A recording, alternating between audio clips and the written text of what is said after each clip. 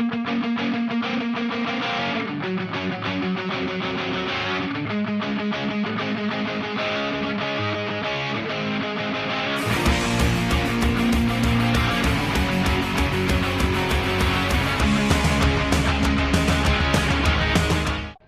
are the stout Baja cars we built on campus. As you can see, they are required to hit multiple jumps in every race.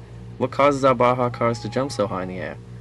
First, we start with a free body diagram of the car en route to the jump. The Baja cars weigh about 227 kilograms. That's equivalent to 57 kilograms resting on each spring, and each spring has a spring weight of 80 kilograms.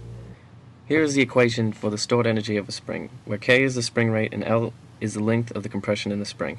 From this equation, you can determine that as the change in L increases, the amount of energy that the spring stores will exponentially increase. First, we must compress the springs. For this, we need to know Newton's first law. Newton's first law tells us that an object in motion will remain in motion unless acted upon by an outside force. This explains why the springs compress. The outside force in this case is the ramp itself. The Baja car is traveling down the track for the most part unaffected by any outside forces. When the front tires of the car compact the ramp, the inertia of the car will still want to continue in the same direction as it was going, repelling the urge to go up the ramp. Therefore, the springs on the Baja car will give way and compress so that the car will maintain its course.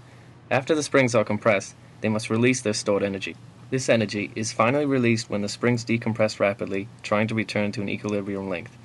The free body diagram of a spring, as it is releasing its stored energy, shows how the force from each spring is much greater than the force of the weight, creating a large upward net force. This force on all four corners of the car is what causes the Baja cars to jump so high into the air.